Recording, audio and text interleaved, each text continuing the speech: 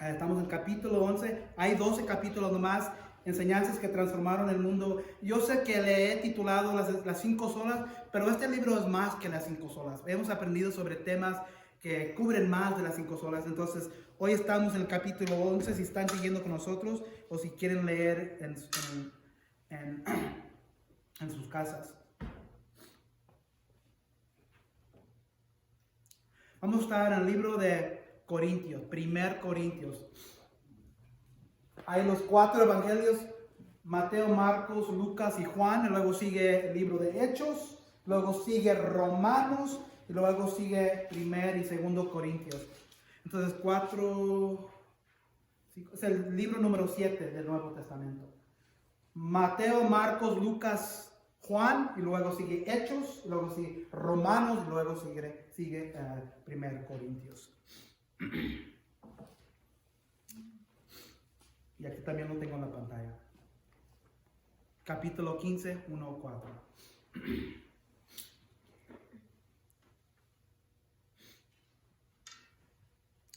1 Corintios 15, 1-4.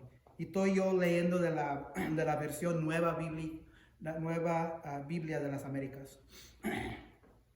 1 Corintios 15, 1-4. Ahora les hago saber, hermanos, el evangelio que les prediqué, el cual también ustedes recibieron, en el cual también están firmes, por el cual también son salvos, si retienen la palabra que les prediqué, a no ser que hayan creído en vano. Porque yo les entregué en primer lugar lo mismo que recibí, que Cristo murió por nuestros pecados, conforme a las Escrituras, que fue sepultado y que resucitó al tercer día, conforme a las Escrituras. 1 Corintios 15, 1-4.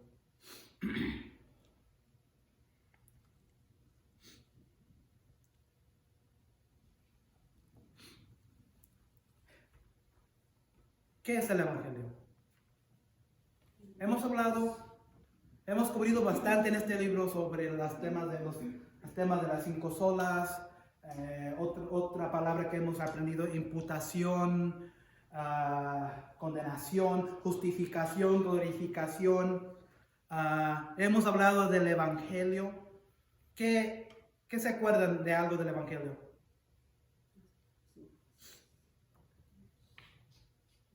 De todo lo transmitido de la Biblia hacia nosotros, Uh-huh. las buenas nuevas de nosotros. Las nuevas noticias, las buenas nuevas.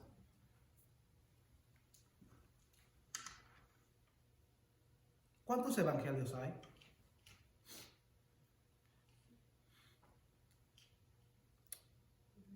Bueno, la verdad es que solo hay un evangelio verdadero. Pero este mundo, el hombre, ha creado bastantes evangelios. Hay evangelios falsos. El evangelio de la prosperidad, que te dicen, el que está arriba del púlpito, dame dinero y te va a ir bien, te vas a prosperar. Hay ese tipo de evangelio. ¿Han escuchado el evangelio de prosperidad? Donde alguien dice, da dinero. Si lo más dinero que des, lo más que Dios te va a bendecir. Ese es el evangelio de prosperidad.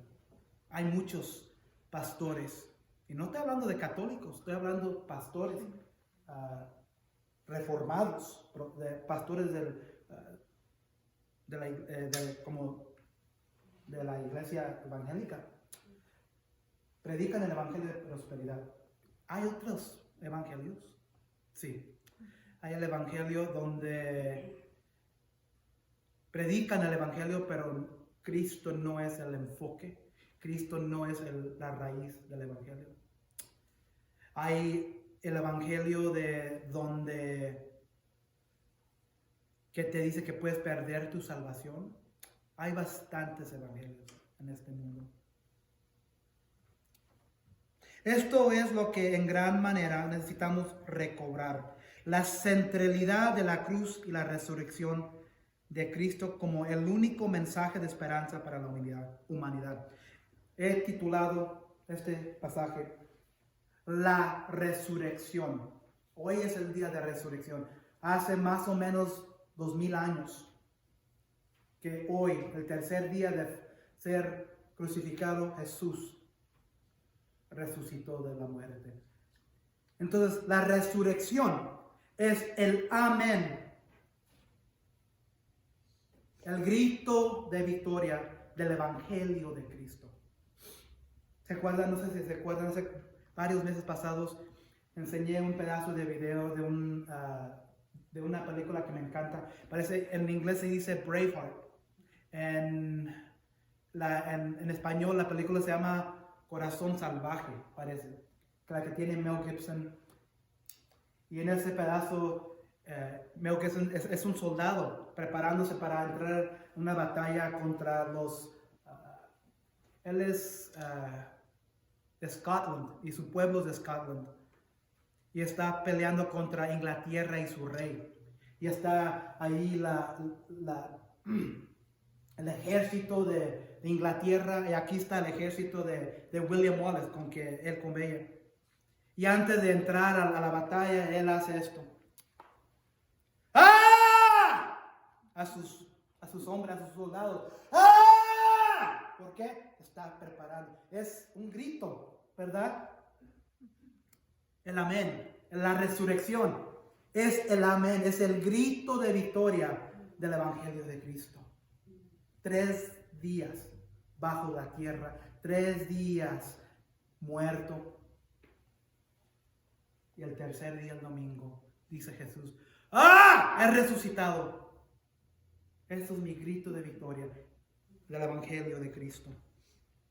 Muchos que afirman esto no necesariamente lo practican a la hora de predicar o al momento de levantar una iglesia. Muchas veces el hombre ha permitido que las ciencias sociales, psicología, sociología, mercadología, etcétera, impacten en la iglesia de hoy y así confían más en sus estrategias que en el poder del Evangelio.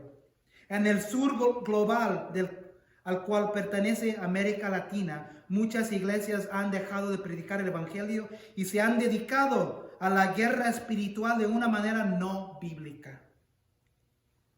Uno de los más grandes crímenes cometidos por esta generación de cristianos es la negligencia del Evangelio, y de esa negligencia se derivan todas las demás males de la iglesia. Y no estoy hablando nomás de la iglesia católica.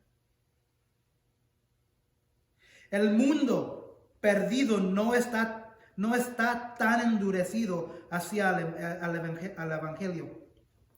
Te voy a decir la verdad que muchas iglesias aquí en este pueblo, donde vivimos nosotros, no practican el Evangelio bíblico.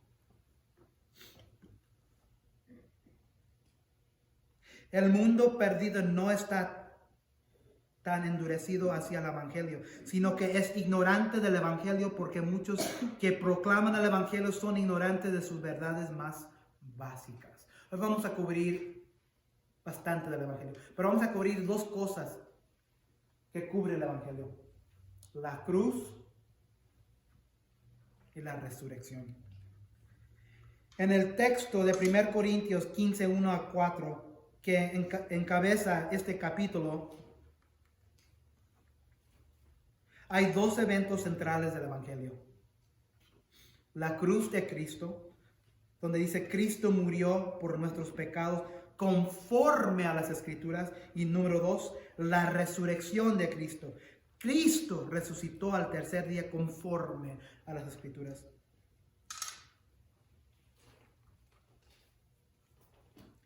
Vamos a entender un poco más el Evangelio. El término Evangelio se encuentra o aparece como 80 veces en el Nuevo Testamento, escrito en griego. En el lenguaje original la palabra es euangelion, que es un significado básico. Quería decir simplemente buenas nuevas. El verbo es evangelizo, aparece unas 54 veces en el lenguaje original y significa traer o anunciar buenas nuevas. De manera que el Evangelio tiene que ver con buenas noticias, pero para que las noticias puedan ser buenas, primero el pecador tiene que oír las malas noticias de su condenación. Lo segundo sobre lo que quiero llamar la atención a ustedes es que la misma palabra evangelion En el original y el verbo mismo derivan su origen de la palabra ángelos, que significa mensajero.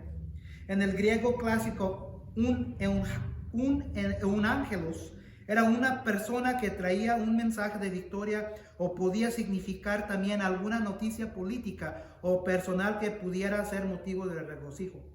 Por tanto, evangelión pasó a ser un término técnico para significar un mensaje de victoria o un mensaje político o privado que era motivo de gozo. Queremos mencionar esto de antemano porque aunque esa información no define el evangelio, si nos deja ver algo del carácter del evangelio. Uno, el evangelio tiene que ver con buenas noticias. Número dos, el mensaje del evangelio tiene que ver con una proclamación de victoria. Número 3, el evangelio es una buena noticia que cuando es apropiadamente aceptada, recibida, entendida, causa gozo en la persona que así lo recibe. Esta semana pasada tuve el privilegio de sentarme con un señor. Es dueño de uno de los restaurantes mexicanos aquí. Y lo conocí por medio de un estudio bíblico que tuvimos aquí en el Troncoso. Él no es el dueño del Troncoso, él es el dueño de otro restaurante mexicano aquí en El Reno. Eran 3 gringos en este estudio y 2 hispanos, yo uno de los dos y el señor hispano. ¿Ustedes, quién aquí ha estado embarazada? Esperando un bebé. Cuando una mujer está embarazada esperando un bebé, ¿qué es lo que le pasa a la persona, a la mujer? ¿Cómo se ve la mujer? Cambia mucho. Pero tiene como un resplandor, ¿verdad? Un brillo, ¿verdad? Este señor tenía un brillo. Y me dijo su testimonio. Y su testimonio era esto. Que hace 1 año fue bautizado, vino a Cristo y lo miré y me fui con un poco triste, no triste en él o de su testimonio, triste en mí, porque el brillo, el resplandor que él tenía en creer en Cristo, diciéndome su testimonio y qué es lo que estaba sucediendo en su vida y qué es lo que estaba ahora haciendo para Cristo. Dije, yo quiero eso otra vez.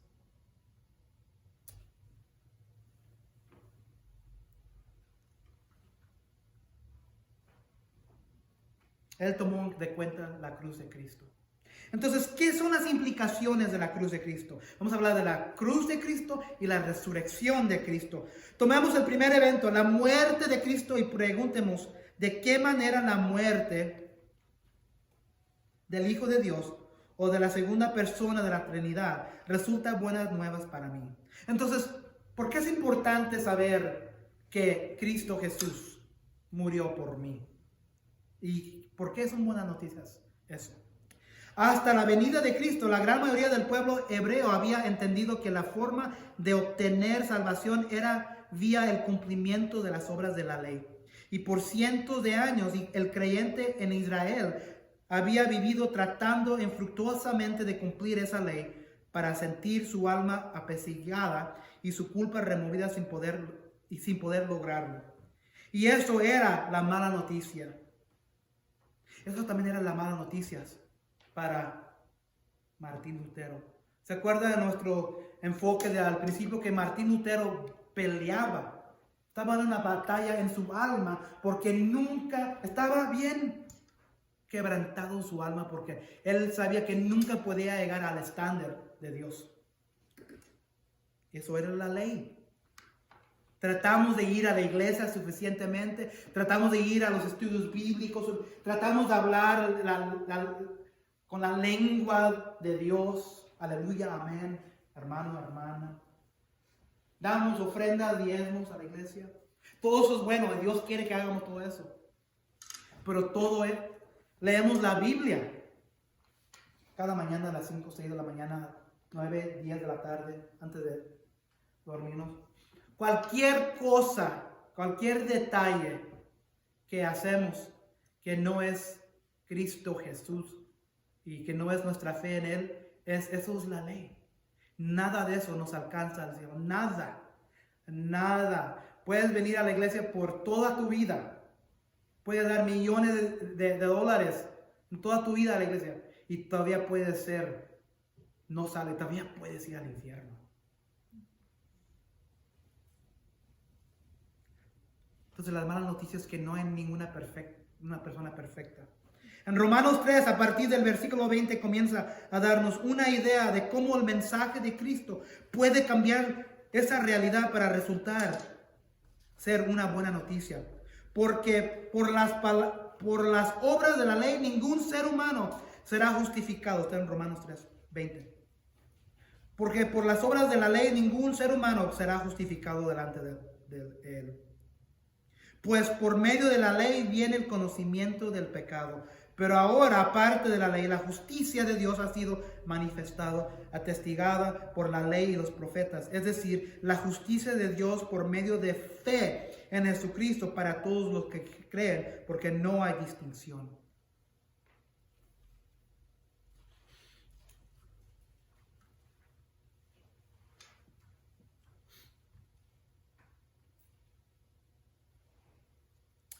El versículo dice, ahora les hago saber, hermanos, el evangelio que les prediqué, el cual también ustedes recibieron. ¿Ha sido el evangelio predicado a ti? ¿Has recibido el evangelio por medio de fe en Jesucristo?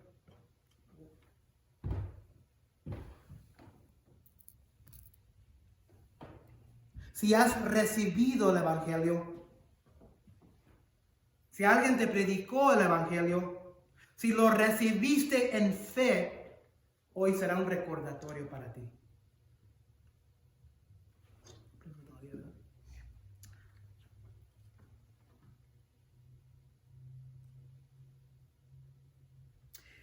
En Corintios, la iglesia en Corintio, Pablo les está hablando a la iglesia. Esta gente ya son cristianos. Esta gente estaba divididos. Esta iglesia estaba dividida. Era una iglesia en pecado. Era una iglesia que estaban haciendo sus propias cosas. Estaban en pecado. Entonces, pero eran cristianos. Entonces aquí Pablo les está hablando a ellos del evangelio de nuevo. No son no creyentes, son creyentes. Pero ellos tenían que escuchar de nuevo qué era el evangelio. Y hoy hacemos lo mismo. Si has recibido el evangelio, Pablo nos está hablando de hoy. Dice, ahora les hago saber, hermanos, del evangelio que les prediqué, el cual también ustedes recibieron. Dice Pablo, yo te di el evangelio, yo te di las buenas noticias, ese que tú recibiste, en el cual también están firmes.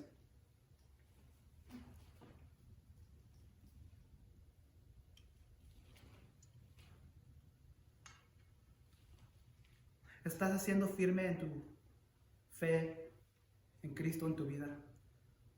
Si no estás viviendo el evangelio, ¿qué es el evangelio? Lo que hizo Jesús para nosotros en la cruz, para no ir al infierno. Pero en el evangelio se manifiestan ciertas cosas: perdón, gracia,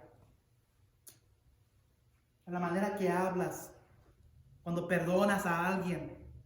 Eso es viviendo el evangelio. Si Dios te mostró a ti gracia, si Dios murió por ti, si Dios te perdonó a ti, si Dios te salvó de la condenación del infierno, pero tú no estás tú no estás siendo gracioso, tú no estás perdonando, tú no estás hablando como uno de Dios, no estás viviendo el evangelio. No estás siendo firme en el evangelio. Y aquí Pablo nos está diciendo, tú ya sabes lo que recibiste de mí. Muchos de nosotros escuchamos el evangelio, pero no lo aplicamos el evangelio en nuestras vidas. Está diciendo Pablo, apliquen lo que ustedes han escuchado, lo que Dios hizo para ti, por el cual también son salvos.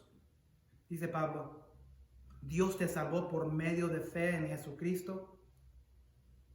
Acuérdate de eso. Estamos ahorita predicando de la cruz en el Evangelio. La cruz es el Evangelio. Si retienen la palabra que les prediqué. Muchas veces vamos a la iglesia. Yo soy también culpable de esto. Voy a la iglesia, escucho el Evangelio que recibí de mi pastor, quizás Justin Rocca, o escucho una predicación sobre otro pastor que me gusta escuchar, recibo el Evangelio, recibo las buenas noticias, recibo el mensaje de Dios que Dios quiere para mi alma.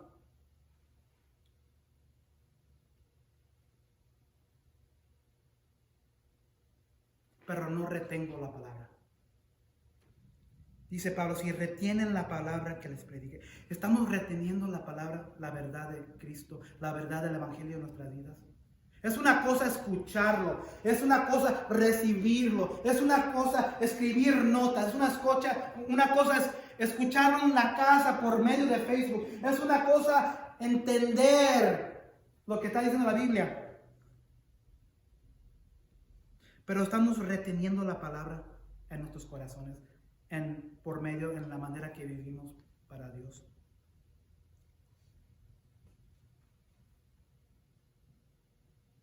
Y si no estamos haciendo y viviendo el Evangelio, ¿qué dice Pablo aquí? Que estamos viviendo ¿qué?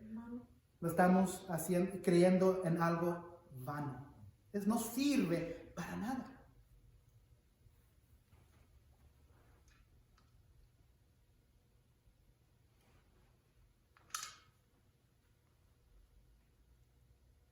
Porque yo les entregué en primer lugar lo mismo que recibí. Vamos a hablar de Pablo por un momento. Dice Pablo aquí que porque yo, Pablo, les entregué en primer lugar lo mismo que recibí. ¿Cómo recibió Pablo el Evangelio?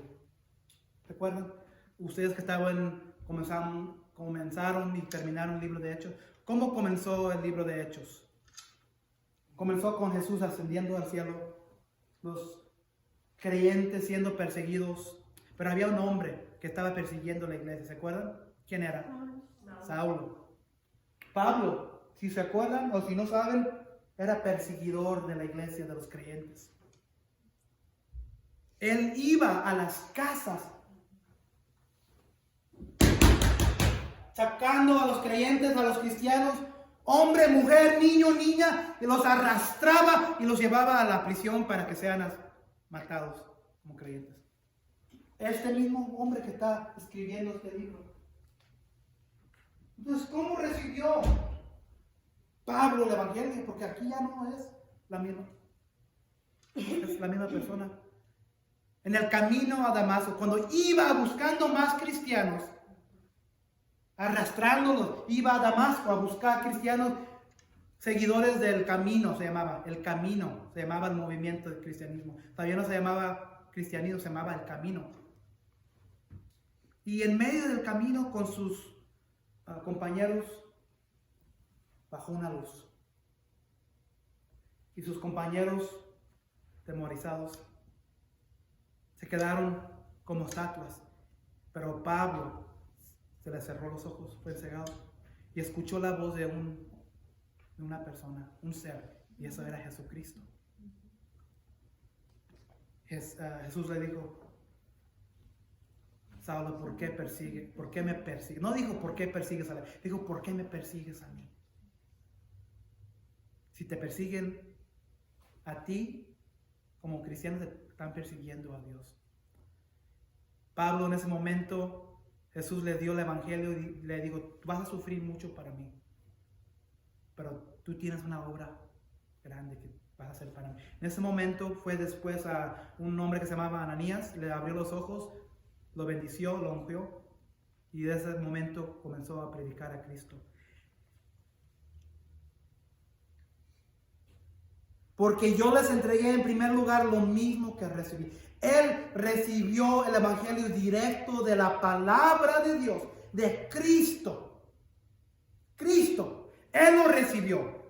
Yo he recibido a Cristo. Si tú has recibido a Cristo, tenemos un deber. Y ese deber, no tienes que ser pastor o líder de la iglesia, no tienes que ser alguien grande en la iglesia. Tenemos un deber. Este hombre perseguía la iglesia. Este hombre asesinaba a los creyentes, siguiendo a los creyentes del camino. Si este evangelio que alcanzó a este hombre puede cambiarlo, este mismo evangelio puede cambiar a los que tú amas en tu vida. Cada uno de nosotros tenemos a gente, personas, familia, amistades, de personas que están bien alejados de Dios. El evangelio que Pablo recibió, el evangelio que tú has recibido, que fue entregado a ti, que fue entregado a Pablo, que fue entregado a mí, es el mismo que tú puedes darle a otra persona a cambiar la vida de esa persona. Ustedes han escuchado de gente en su vida donde estaban viviendo una vida de suciedad, en pecado. Pero luego viene un momento donde esa persona recibió a Cristo y es una persona transformada. Eso puede hacer el evangelio a cualquier persona en tu vida. Eso es lo que hizo a esta persona, a este hombre que conocí esta semana pasada. Tú has recibido la buena noticia. Es un tesoro para cambiar la vida de gente. ¿Y qué es lo que hacemos muchas veces? Tesoro, el evangelio. Lo guardamos, no lo usamos, no lo predicamos, no lo compartimos. Ay, aquí lo voy a tener. Así no debe de ser. Porque yo les entregué en primer lugar lo mismo que recibí.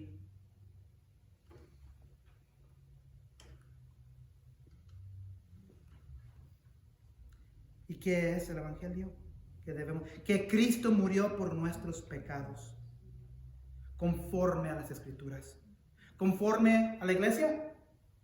¿Conforme al Papa? ¿Conforme a la Virgen María? ¿Conforme a Joel Méndez? ¿Conforme a Iglesia Bíblica al Reino? ¿Conforme a Houston Church? ¿Conforme a cualquier otro hombre? ¿Un sistema? ¿Un sacerdote? No, conforme a las escrituras. Que Cristo murió. Ahí no hay campo, no hay espacio para poner y agregarle otro nombre allí. Cristo murió por nuestros pecados, conforme a las escrituras, conforme a la palabra de Dios, conforme a la verdad de Dios, que es la Biblia. No sean engañados, amados míos. Cristo murió conforme a las escrituras. Entonces, miramos las implicaciones de la cruz de Cristo.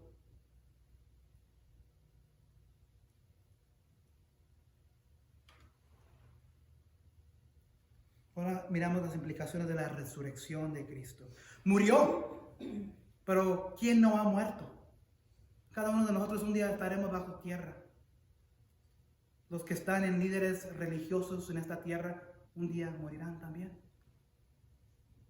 ¿Han escuchado de otra persona que ha muerto y ha sido resucitado? No. La resurrección de Cristo es el amén del Padre al sacrificio perfecto que Cristo llevó a cabo 3 días antes. Es lo que sella toda la obra redentora de nuestro Señor y es nuestro grito de victoria. Eso es lo que a nosotros nos termina de completar realmente el gozo que el mensaje del Evangelio conlleva.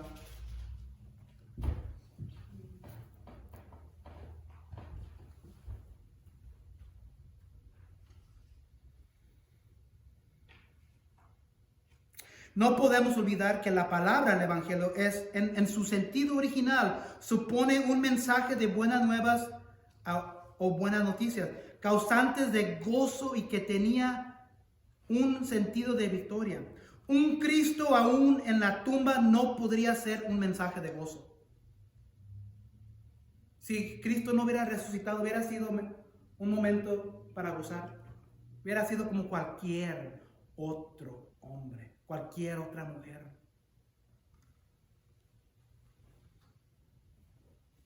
Un Cristo aún en la tumba no podría ser un mensaje de gozo ni de victoria. Es la resurrección que prueba que Cristo solo venció la muerte y el pecado. Y a través de ella Jesús nos promete vida eterna después del perdón del pecado. La resurrección es lo que hace todo nuestra fe posible. Tanto es así que Pablo afirma en 1 Corintios 15, 17 a 9. Porque si no hubiera resucitado Jesús, fuéramos los más, los peores de lástima. Y si Cristo ha resucitado, dice 1 Corintios 15, 17 a 19. Si Cristo no ha resucitado, dice Pablo, vuestra fe es falsa. Todavía estáis en vuestros pecados. Entonces también los que han dormido en Cristo han perecido. Si hemos esperado en Cristo para esta vida, solamente somos de todos los hombres los más dignos de lástima. Sí, entonces el evangelio que uno pone su fe no contiene a Cristo. De todos los hombres somos más dignos de lástima. Pero cuando nosotros ponemos nuestra fe en Jesucristo, eso es una esperanza. Sin resurrección, la cruz pierde todo su sentido, su valor y su significado. El día que Cristo resucitó, ese domingo en la mañana, hubo gozo en el cielo y hubo gozo en la tierra. Cuando Cristo pronuncia en la cruz sus últimas palabras, tetelestai, consumado es, estaba diciendo, mi obra redentora ha quedado cumplida al dedillo, a cabalidad, perfectamente. No hay nada más que hacer. Los poderes de las tinieblas han sido desarmados. El pecado no tuvo poder sobre mi vida durante toda la existencia aquí en la tierra, dice Jesús. Y ya solamente restaba proclamar esa victoria, la cual ocurrió el domingo en la mañana. Y ese domingo de resurrección, el grito de victoria fue lanzado. Y el Padre dijo desde los cielos, ¡amén! Para los autores del Nuevo Testamento, la resurrección fue el punto focal de su predicación. Y es todavía aún el punto focal de nuestra predicación hoy. Eso es el Evangelio. El mensaje de redención, de liberación, llevado a cabo en la cruz, donde Dios Padre crucificó a su Hijo y éste derramó su sangre para el perdón eterno de nuestros pecados, con la cual el Hijo satisfacía completamente, de una vez y para siempre, la justicia perfecta de Dios, aplacando su ira contra el pecador y terminando así la enemistad entre Dios y el hombre. Dios hizo esto imputando, ya saben esa palabra, ¿verdad? Dios hizo esto imputando mis pecados y tus pecados a su Hijo, y imputando o cargando a mi cuenta la santidad de Cristo o su carácter moral, lo cual aseguró mi estatus de no culpable ante el Padre. La resurrección, avalada por múltiples testigos oculares, representa la garantía absoluta de todas las promesas de Dios, incluyendo la vida eterna y la herencia de su reino que fueron proclamadas. Vamos a pensar por eso por un momento. Repito eso. La resurrección representa la garantía absoluta de todas las promesas de Dios, incluyendo primero la vida eterna. Dios nos da el sello del Espíritu Santo en esta vida, en nuestros corazones, y nos garantiza una vida eterna después, si ponemos nuestra fe. Eso es lo más precioso de todo. Pero ¿saben qué? Todavía estamos vivos. Todavía estamos viviendo esta vida, sufriendo, viviendo con infecciones, con COVID, con enfermedades, con los dolores de con muerte. Entonces, El Evangelio no nomás es la esperanza de la vida eterna, el Evangelio es la esperanza para esta vida.